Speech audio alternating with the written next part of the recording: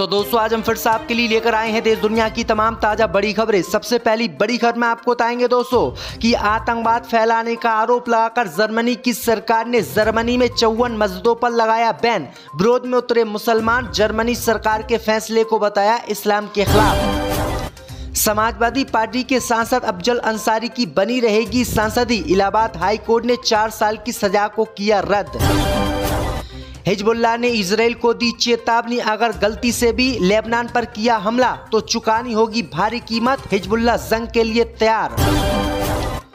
कांवड़ियों की गुंडागर्दी से परेशान हुए उत्तर प्रदेश के मुख्यमंत्री योगी आदित्यनाथ, कांवड़ियों को दी चेतावनी, अगर गुंडागर्दी करोगे तो करेंगे कार्रवाई, बने शिव। बाबा रामदेव की कंपनी पतंजलि को लगा डबल झटका, बंबई हाई कोर्ट ने लगाया 4 करोड़ रुपए का जुर्माना, दिल्ली हाई कोर्ट ने कोरोनिल को लेकर दिया बड़ा आदेश, फंसे बाबा रामदेव। इजराइल हिजबुल्लाह के बीच कभी भी शुरू हो सकती है जंग, इसी को देखते हुए लेबनान ने बेरूत एयरपोर्ट पर सैकड़ों उड़ानें कर दी रद्द। अयोध्या में राम मंदिर निर्माण पर लगी रोक, कारीगरों ने काम पर लौटने से किया इनकार, गर्मी का बताया कारण। तो दोस्तों सभी खबरों को आपको एक एक कर बताने वाले हैं, वीडियो को लाइक कर चैनल को सब्सक्राइब कर दे। इसी बीच पर तो दोस्तों अगली खबर की ओर, तो आतंकवाद का आरोप लगाकर जर्मनी की सरकार ने 54 मस्जिदों पर लगाया बैन, विरोध में उतरे मुसलमान। जब दोस्तों आपको बता दें कि जर्मनी की सरकार ने मुसलमानों के खिलाफ जर्मनी में बड़ी कार्रवाई की है।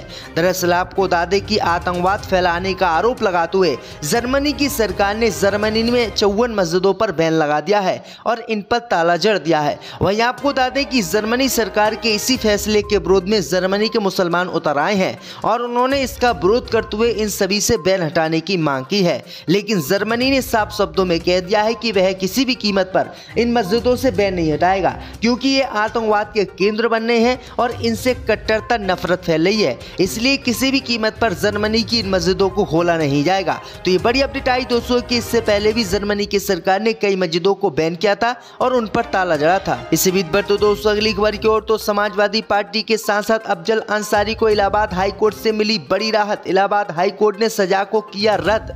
जो दोस्तों आपको बता दें कि गाजीपुर से समाजवादी पार्टी के सांसद अफजल अंसारी को इलाहाबाद हाई कोर्ट से बड़ी राहत मिली है। हाई कोर्ट ने अफजल अंसारी की सजा पर रोक लगा दी है। अफजल अंसारी को गैंगस्टर मामले में मिली सजा पर रोक लगाने का फैसला अदालत ने दिया है। दरअसल आपको बता दें कि एमपी एमएलए कोर्ट ने अफजल अंसारी को बीते दिनों 4 साल की सजा सुनाई थी, जिसके कारण उनकी सांसदी भी चली गई थी। लेकिन अफजल अंसारी ने इस फैसले को हाई कोर्ट में चुनौती दी थी और चुनौती देते हुए अफजल अंसारी ने इसकी पैरवी की और हाई कोर्ट ने इस पर सुनवाई करते हुए आज जो 4 साल की सजा दी थी उसको रद्द कर दिया, यानी अफजल अंसारी अब सांसद बने रहेंगे और उनकी सांसदी नहीं जाएगी। इस बीच पर तो दोस्तों अगली खबर की ओर, तो इजराइल पर हमला करने के बाद हिजबुल्लाह ने दी इजराइल को चेतावनी, अगर गलती से किया हमला तो चुकानी होगी भारी कीमत। दोस्तों आपको बता दें कि इजराइल के कब्जे वाले गोलान हाइट्स में रॉकेट हमले से 12 यहूदियों की मौत के बाद भड़के इजराइल ने हिजबुल्लाह को धमकी दी थी और कहा था कि हिजबुल्लाह को इसकी कीमत चुकानी होगी। लेकिन आपको बता दें कि इजराइल की इसी धमकी पर अब हिजबुल्लाह का जवाब आया है। हिजबुल्लाह ने अपनी सेना को हाई अलर्ट पर रखते हुए इजराइल को धमकी दी है और कहा है कि इजराइल ने कोई भी गलती हिजबुल्लाह या लेबनान के साथ की तो किसी भी कीमत पर इजराइल को बख्शा नहीं जाएगा और इजराइल को मुंह तोड़ जवाब दिया जाएगा और हो सकेगा तो इजराइल में घुसकर हम इजराइल को सबक सिखाएंगे, किसी भी कीमत पर पीछे नहीं हटेंगे। वहीं आपको बता दें कि हिजबुल्लाह और इजराइल की धमकी के बाद अमेरिका की नींद उड़ गई है। अमेरिका ने इस जंग को शांत करने के लिए हिजबुल्लाह, हमास और इजराइल से बातचीत शुरू कर दी है और कहा है कि कोई भी देश किसी पर हमला ना करे वरना अमेरिका उन पर कार्रवाई करेगा। इसी बीच पर तो दोस्तों अगली खबर की ओर, तो उत्तर प्रदेश में कांवड़ियों के उत्पात से परेशान हुए योगी आदित्यनाथ, लगा दी फटकार, कहा शिव बने। दोस्तों आपको बता दें कि कांवड़ यात्रा को लेकर अब उत्तर प्रदेश के मुख्यमंत्री योगी आदित्यनाथ कांवड़ियों से नाराज बताए जा रहे हैं, इसलिए उन्होंने कांवड़ियों को लेकर एक बयान जारी किया है जिसमें कांवड़ियों को नसीहत दी है कि वो कांवड़ियों के रूप में ही पूरे देश में माहौल बनाएं और उत्पात खत्म करें। दरअसल आपको बता दें कि बीते दिनों मेरठ मुजफ्फरनगर में कांवड़ियों ने काफी उत्पात मचाया था। कल तो पुलिस की गाड़ी तक तोड़ दी थी और वो सड़क पर रोक कर लोग को मार रहे हैं। इसी मामले को लेकर कांवड़ियों को जो है हैवान बताते हुए लोगों ने इनका विरोध किया। तो अब उत्तर प्रदेश के मुख्यमंत्री योगी आदित्यनाथ बीच में आए और उत्तर प्रदेश के मुख्यमंत्री योगी आदित्यनाथ ने कहा कि कांवड़िए गुंडे ना बने, कांवड़िए शिव बनने के लिए शिव जैसी साधना करें। पर्व त्योहार बिना आत्मा अनुशासन के पूरा नहीं हो सकता। अगर आप इस तरह के कार्य करोगे तो आपको कांवड़िए लोग नहीं कहेंगे। यानी उत्तर प्रदेश के मुख्यमंत्री योगी आदित्यनाथ भी कांवड़ियों के इसी काम से नाराज है। इसी बीच पर तो दोस्तों अगली खबर की ओर तो बाबा रामदेव की पतंजलि कंपनी को डबल झटका। बंबई हाई कोर्ट ने लगाया 4 करोड़ का जुर्माना। दोस्तों आपको बता दें कि बंबई हाई कोर्ट ने 2023 के एक अंतरिम आदेश की अवहेलना करने के लिए सोमवार को बाबा रामदेव की पतंजलि कंपनी पर 4 करोड़ रुपए का जुर्माना लगाया है। आदेश में मंगलम ऑर्गेनिक्स लिमिटेड द्वारा दायर ट्रेडमार्क उल्लंघन के मामले में पतंजलि पर यह कार्रवाई की गई है। वहीं आपको बता दें कि इससे पहले बाबा रामदेव के 4 उत्पादों पर सुप्रीम कोर्ट ने बैन लगाया था और सुप्रीम कोर्ट के बैन के बाद अब बाबा रामदेव पर बंबई हाई कोर्ट ने भी 4 करोड़ रुपए का जुर्माना लगाया है, जो बाबा रामदेव के लिए बड़ा झटका माना जा रहा है। इसी बीच पर तो दोस्तों अगली खबर की ओर तो अमेरिकी राष्ट्रपति चुनाव में कमला हैरिस से पिछड़ने लगे डोनाल्ड ट्रंप, एक हफ्ते में 8% बड़ी लोकप्रियता।